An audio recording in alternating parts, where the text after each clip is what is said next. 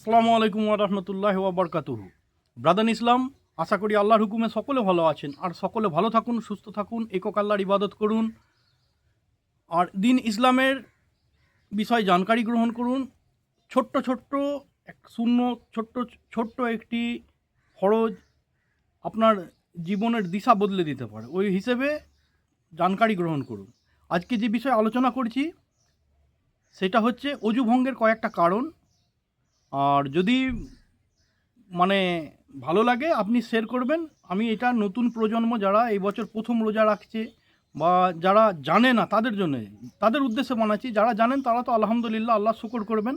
যারা না জানেন তারা যাতে জানতে পারে সেই উদ্দেশ্যে আমি ভিডিওটা বানাচ্ছি। আপনারা জুড়ে থাকুন, ঠিক আছে? তো এটা হচ্ছে যে 1 নম্বর বিষয়, যদি কোনো ব্যক্তির মলদ্বারের ভিতরের অংশ অর্থাৎ নাড়ি কিংবা অর্শ, হয়তো সব ব্যক্তিরই হতে পারে, পুরুষেরও হতে পারে মহিলারও, সব ব্যক্তির মানে পুরুষ মহিলার বা, ঠিক আছে, যদি রোগের কারণে বাহিরে চলে আসে আর আপনি নমাজ পড়ছেন, হয় তারাবির নমাজ পড়ছেন অনেক লম্বা বা কোনো নমাজ পড়ছেন, তাহলে অজু করা ছিল, তাহলে অজুটা ভেঙে যাবে।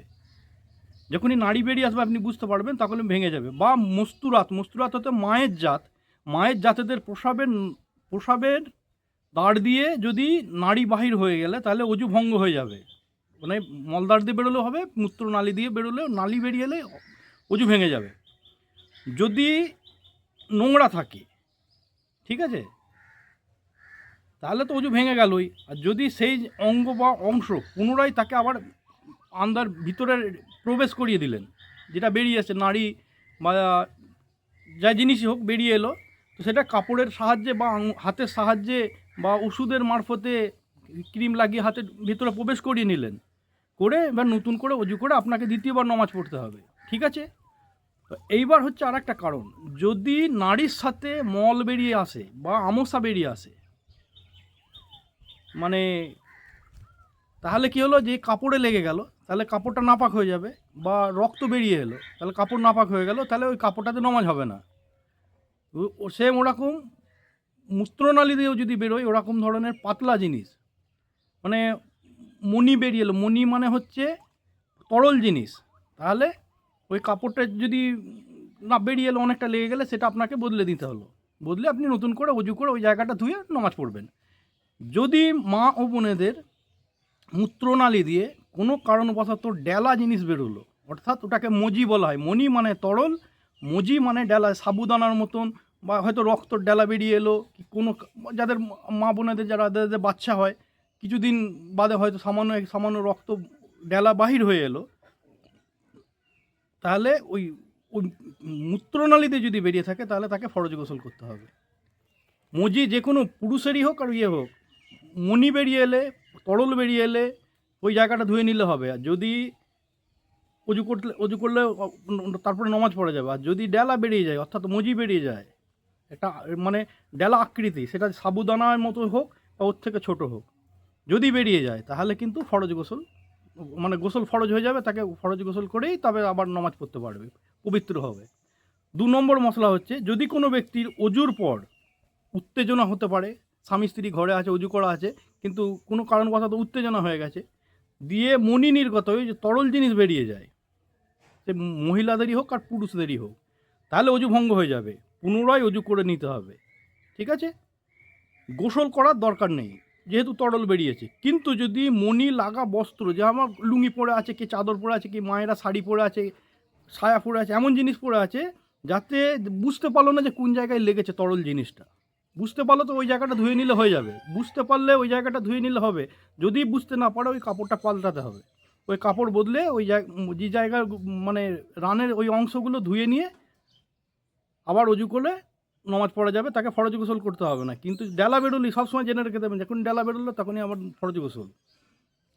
3 নম্বর মশলা, যদি কোনো ব্যক্তির কাম উত্তেজনা ছাড়া, যেমন হচ্ছে কোনো ভারী বোঝা তোলার কারণে অর্শ ফেটে রক্ত বেরিয়ে গেল, বা বীর্য বেরিয়ে যায় কারো, ওই মণি বেরিয়ে গেল, বা পা পিছলে পড়ে গিয়ে, বা কোনো কারণবশত হয়তো আচমকা যাচ্ছে, কেউ পেছন থেকে ধাপ্পা করে ওঠে না, ওতেও ভয় খেয়ে মানুষের পিসাব বেরিয়ে যেতে পারে, বা বায়ু সরে যেতে পারে, এরম হতে পারে। কোনো কারণবশত যদি মনি নির্গত হয় বা হয় তাহলে গোসল ফরজ হবে না। রক্ত বেরোলেও হবে না, মল বেরোলেও হবে না, কাছ থেকে মানে পেচ্ছাপ করে ফেলে বয়স্ক মানুষরা, তাহলে কি ফরজ গোসল করতে হবে না, কিন্তু অজু ভঙ্গ হয়ে যাবে। আবার একটা কথা, যদি ওই পিসাবের দ্বার দিয়ে এটাতেও একই কেস, যদি ডেলা বেরিয়ে যায় তাহলে ওই ফরজ গোসল, যতক্ষণ না মজি বেরোচ্ছে, মনি বেরোলে কোনো অসুবিধে নেই। ঠিক আছে? আচ্ছা, 4 নম্বর হচ্ছে অজু করার পর কোনো কারণবশত বেহুঁশ হয়ে গেল, রোগের কারণে হোক বা মির্গির দৌড়া পড়ে হোক বা কাউকে জেনে ধরা আছে এমন ব্যক্তি যে বেহুঁশ হয়ে গেল, তাহলে তার অজু ভেঙে যাবে। 5 নম্বর বিষয়, অজু করার পর পাগল হয়ে গেলে বা তার উপর দৌড়া পড়লে মির্গির, তাহলে অজু ভেঙে গেল। আর হুঁশ এসে গেলে তাকে নতুন করে অজু করে আবার নমাজে সামিল হতে হবে।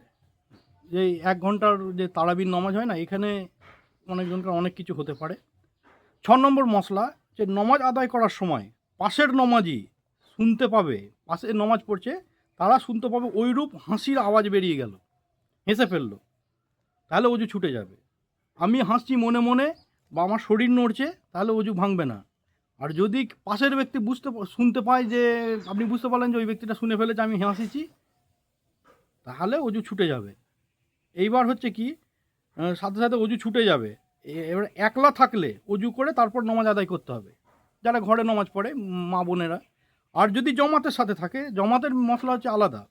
যদি জমাতের প্রথম কাতারে আছে কি সেকেন্ড কাতারে আছে, যে পেছনে মানে 3 কাতারের নমাজের লোক আছে, আমি প্রথম কাতারে আছি কিংবা সেকেন্ড কাতারে আছি, পেছনে আমার কাতার আছে, তাহলে আমাকে অজু কেটে যাওয়ার সাথে সাথে নমাজ ভঙ্গ হয়ে যাবে। নমাজ ভঙ্গ হয়ে গেলে আমি বসে পড়লাম, আমার আর নমাজ হবে না। ঠিক আছে? নমাজের সময় অজু ভেঙে গেলে নমাজ ভঙ্গ হয়ে যায়।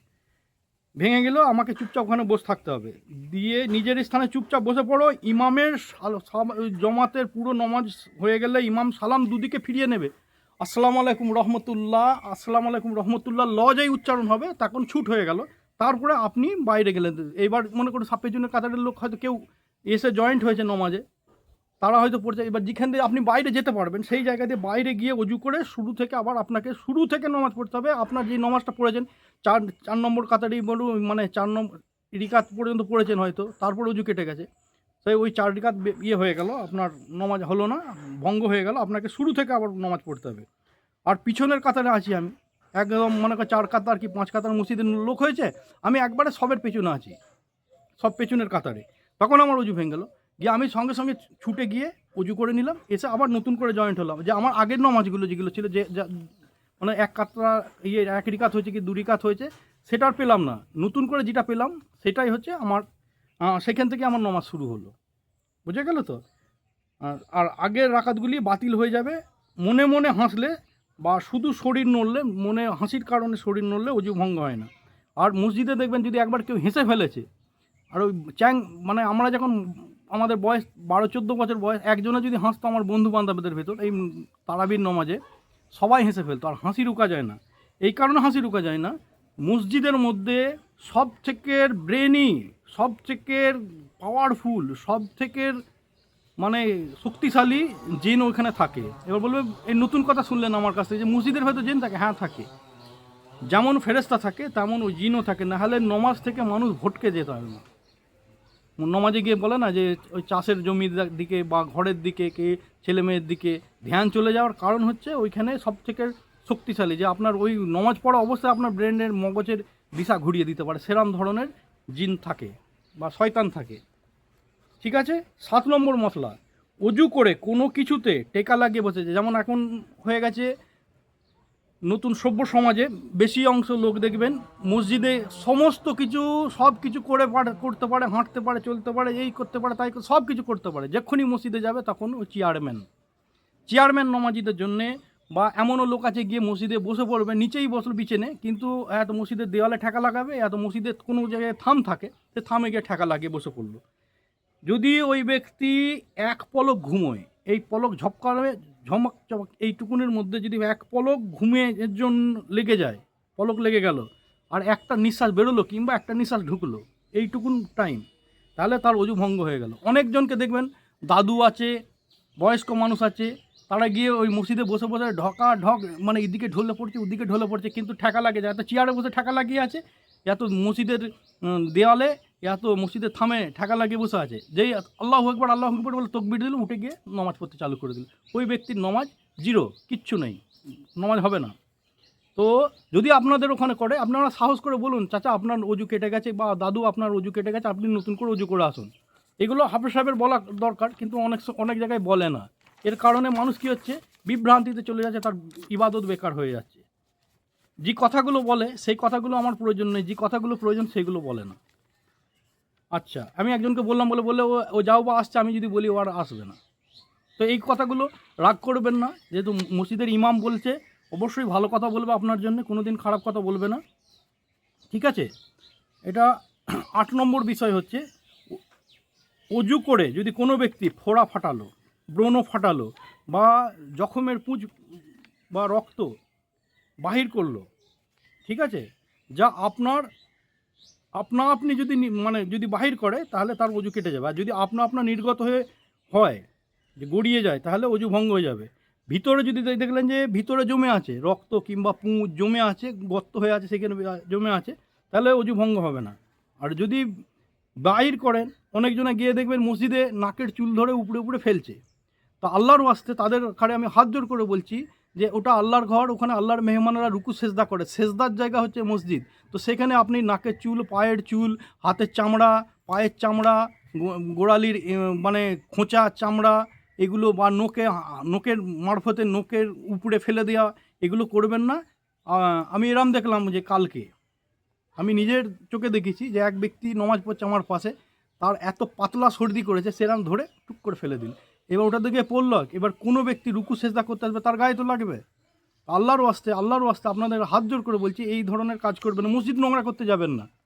যদি মনে করুন কোনো কারণবশত যে কিছু বেরিয়ে এলো, তার নিজের পকেটে ফেলবেন, ওটা বাইরে গিয়ে ফেলা যাবে, ওটার জন্য গুনাহ হবে না। যদি ওইখানে ফেলেন, তাহলে কি হবে এবার বুঝে নেন। আল্লাহ আপনাকে মাফ করলে আলহামদুলিল্লাহ, যদি মাফ না করে বহুত বড় গুনার কাজ এটা।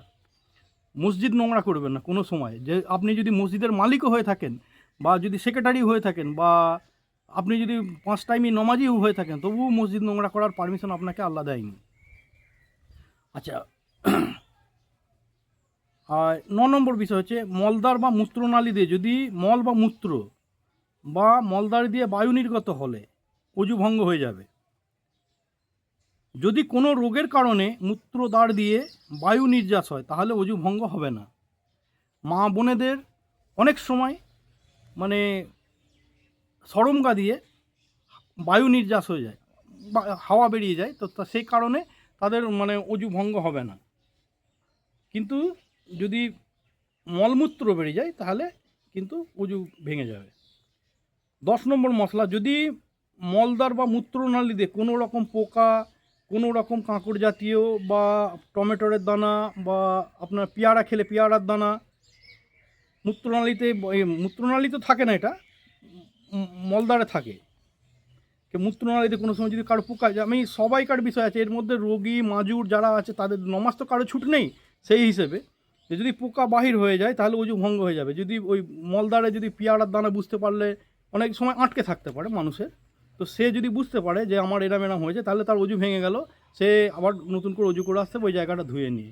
ঠিক আছে, আপনারা জুড়ে থাকুন, আরও বলবো। আচ্ছা, 11 নম্বর মশলা, অজু করার পর কান থেকে পোকা বাহির হয়ে, বা রক্ত বাহির হলো, বা পুঁজ বাহির হয়ে গড়িয়ে গেল, পুঁজ তো গাঢ় হলে গড়াবে না, পুঁজ যদি বাহির হয়ে আসে, কানের পুঁজ মাঝে মাঝে বাহির হয়ে ওরকম গড়িয়ে যায়, তাহলে অজু ভঙ্গ হয়ে যাবে।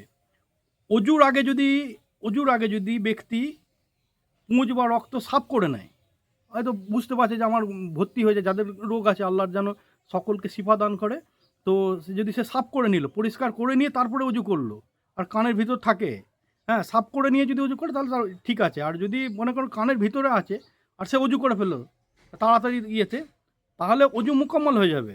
যতক্ষণ না সে কানের ভিতর থেকে বাহিরে আসে, ততক্ষণ অজু ভাঙবে না, ততক্ষণ অজু মুকম্মল। যে কানের আছে, আমি যদি এটা সাফ করতে যাই, ঘরে যেতে হবে, বা আমি এখানে নমাজটা পাবো না, জমাত পাবো না, অথচ গড়িয়ে যাবে না, তাহলে সে অজু করে নমাজ পড়ে নিতে পারে। কারণ অজুটা মুকাম্মল হবে, নমাজটা মুকাম্মল হবে, যতক্ষণ না ওই পুঁজ বা কোনো গড়িয়ে না আসছে।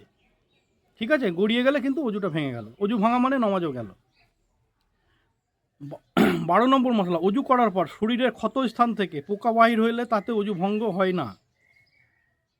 এমনও ব্যক্তি আছে যে জীবদশাতে গা থেকে পোকা বেরোয়, আছে এরকম।